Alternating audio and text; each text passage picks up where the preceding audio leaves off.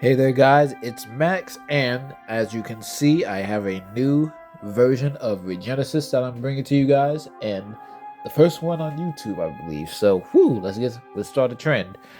I am going to be trying out Regenesis Hecahands, as it was actually an idea thrown at me by my good buddy Kamon. So pretty we've been doing a few test duels and I kind of like how it flows.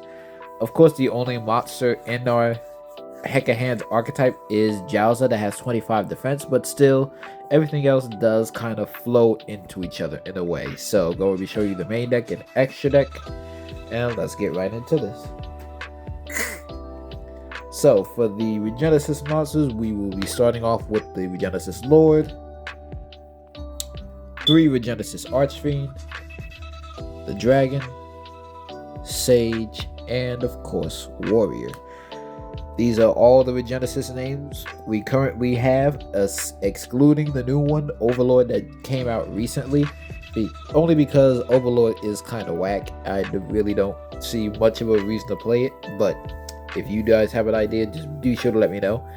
But standard Regenesis core, Lord helps get over monsters because in the battle phase, either player's battle phase, it instantly gains 2500 attack that does not activate, and on its special summon, it sets a Regenesis spell or trap card, and it does piercing damage. So 5000 piercing is nothing to laugh at. Archfiend is our Stratos for the entire archetype by revealing a monster with 2500 stats. Dragon is your Cosmic Cyclone. Sage is your Omni Negate and Destroy, and Warrior is your Compulse. And for those who may not know, these Regenesis right here, aside from Lord, all of them have the effect that if they are sent to the graveyard during the opponent's turn, they can activate at the end phase to come back to your hand. So constant recursion for this archetype. Now we're going into the Hecahand side. We are playing 3 Regenesis. Hecahands Godos, the actually pretty strongest one, although its stats would tell you differently.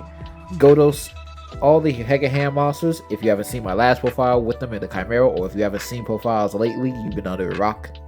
But all the Hecahands share the common ability that they can steal a monster from your opponent, be it from their hand, graveyard, field, which is coming soon in the future support, or even the extra deck in the case of Xeno. And Godos here is our graveyard robber. However, what's even stronger with his effect is that whatever he steals from the graveyard gets banished once it leaves the field. So you can take a pretty good monster or a combo piece for their graveyard. Once you fuse off or tribute with it, it's banished. Gygus is your excavating. So this is mainly the one you're going to be summoning off with your Ibtel, just so you can be able to look at what your opponent may be playing, if it's someone new to your locals or regional, so on and so forth. Just pretty much just kind of think of the spirals. You get to look at what your opponent's playing. We also have Yadel. Her effect is that you reveal her, you shuffle her back into the deck, and then you add a Hecahand spell or trap card. However, if this does get robbed out of your hand as you reveal it or destroyed, you don't get to shuffle back or do anything else, obviously, because you have to do A to do B. We found that out during the testing. Next, as an honorary Hecahands monster, I am choosing to play the 3 Nightmare Apprentice. Obviously, because you discard a card to summon it as a summoning cost, or kind of however be summoning condition. And then on summon, it adds an illusion monster from your deck to your hand. So it does have synergy with the Regenesis to an extent, because Lord himself is an illusion monster, although he can't die in battle. But yeah, being able to search out Lord or search out any of your Hecahand stuff is very, very, very strong. And especially because you mainly be using it to search out your Hecahand's Ibtel. Ibtel is your E-Telly of the Hecahands archetype. Just like Yadel, you reveal her, shuffle it back, and then you summon out a Hecahand monster from your deck. Yadel and Ibtel both also share the effect that if they are sent to the graveyard, you can summon a Hecahand monster from the grave, which rarely comes up, but if it does, it does. And now going into the last little engine that's still powerful and still respectful, we have the 3 Kashtira Unicorn and the 2 Kashtira Fenrir. Obviously, because Unicorn is another monster that has 2,500 stats, and Fenrir is just a constant being able to search out bodies. I mean, I might take. No, I cannot. Because Fenrir hit alone applies so much pressure to the opponent, it literally forces an interaction from the opponent. So they have to waste a negate on it or a destruction effect, because should he get going, he will rip apart the opponent's field whenever he attacks, or if they activate and resolve a monster effect. Same goes for Unicorn. Whenever it attacks or the opponent activates a monster effect, you rip a card from the opponent's extra deck. Being able to helpful there. So you definitely want to keep Kashtiras in a Regenesis deck. Last up for the Charmy, we only have the 3 Fualos and the 3 Ash Blossoms, because this is a very tight big deck. It is at 40, and I want to keep it that way. It's a nice, very concise number. So just these 6 hand traps here.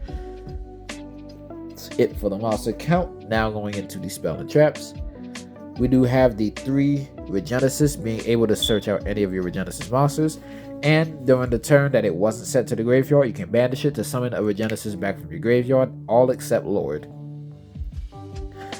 Next, I play the 1 Hidden Hecahands. So this card is a 2 for 1-ish kind of deal. If you can activate this card, you add a Hecahands monster from your deck to your hand. However, if you send a card, you can send a card on activations, and if you do that as a cost, not only do you add a Hecahands monster, but you also set a Hecahand spell or trap card, so it gets your counter traps in rotation, in case you didn't have access to Yadel. And we only play 1 of it just because Jowza can cycle it back to our hands unless you do banish it. It does have a graveyard effect. You banish it, your opponent draws and discard 1 card, and then that triggers off your Godos and Gygas. Whenever the opponent adds a card from the hand, they would summon themselves outside of the draw or damage step. I do choose to play the 1 Regenesis code because there are times where my Regenesis monsters get banished, and I want a way to cycle them back, keep them in rotation. And if you do summon Jowza or do any other link plays and stuff like that, you can just set this, activate on the opponent's turn, and then you're locked out of the extra deck for 2 whole turns. However, its graveyard effect is also busted because you can banish it to summon back 1 of your banished Regenesis monsters. Next, we have the Kashtira Birth, just to be able to interrupt the opponent even more whenever they resolve a spell card while we control the Kashtira. You banish 3 cards from their graveyard, as well as being able to special a Kashtira monster from your hand or graveyard, and you'll be able to normal summon level 7s without tributes. Last spell card I do have is the Hecahands Tartaros, which is basically our quick play spell. I forget if it has another monster. Also, if you have a Hecahands monster, you can target a spell or trap your opponent controls or return it to the hand, basically. And if you're using an opponent's monster as a fusion material, it is always treated as a Hecahand card, thanks to this card's effect. Now off to the spells, you gotta play the Tikaboo because this deck is still insane. We're having multiple different types. We have the Yad All Hecahands for the spell and trap negate, destroy and steal. We have the Ibal Hecahands for the monster negate and seal. And we have the Regenesis Birth to round out the deck at 40, being able to target a monster and send a Regenesis monster for cost to Book of Moon that monster, or to send it to the graveyard to mass soul charge Regenesis monsters for your grave or banish pile. Now we're going to be moving on to the extra deck. Again, extra deck is all whatever you want to play, but the good majority of this extra deck is rank 7s, and now with Hecahands, fusions. So we do play the Super Poly targets in Swamp and Garura. Never change, nothing less. Next, I do play the 2 Jowza, just because we have the space. We don't really go into the extra deck like that. You only ever really need 1 Jowza, but again, having 2 just because this is a Regenesis deck can be helpful. And I do have the 1 Xeno because I do play the quick play spell card. Again, never really going to be summoning this like that, but it's there for that option should you get to it. And Xeno, let's read it all together so I don't mess anything up. It, as an illusion, it can't die in battle, and neither can whatever it battles. And once per turn, in the main phase, you can look at 2 random face-down cards in your opponent's extra deck and summon one of them to your field. And if this card is destroyed by the opponent's card effect, you can take control of any number of monsters your opponent controls, which is ridiculous. So, yeah, this is a nice little boss monster. Should they get rid of it, they'll be sorry. I played the 1 Evils or Laws for the Omnigate, and because we do have level 6s that we can in IP Masquerade, well, not IP, Nightmare Apprentice, and Yadel and Ibtel. I run the Draco Sack still. We still run the Dark Arm Dragon of Annihilation for popping. The Red Eyes Flare Metal Dragon for tax burn. We play the Zombie Vampire just because if we have Jowza or any of our level 8 Regenesis being Archfiend or Dragon, if we take control of opponent's monsters, even better. Any monster you own that is originally owned by your opponent are always treated as a level 8. So being able to take 2 of their cards and then overlaying into this is insane. The Star Slayer Typhon just to clear the field slightly. The IP Masquerena. The 1 Donner Dagger for Hire. The 1 SP Little Knight.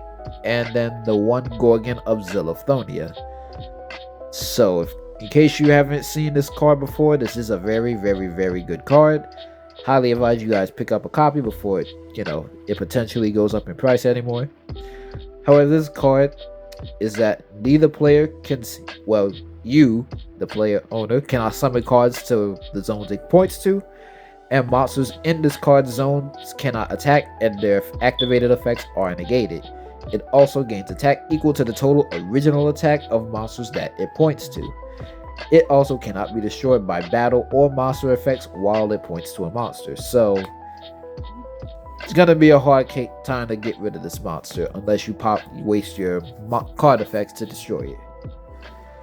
But that is going to be it for my Regenesis Hecahand deck profile. Let me know what you all thought of it down in the comment section below. I may take this to locals tomorrow, so that's why there is no side deck, and hopefully we do get a lot of good duels on this. If you guys want to see test hand combos, be sure to let me know in comments below, or let's say we'll get this video up to like 30 likes. Why not? But all that being said, if you guys want to support me, the Patreon, which gotta get some redoing done. PayPal, Cash App all that is in the description below. Even $1 helps out. So yeah, hope you guys enjoyed this profile, and I will see you all in the next one.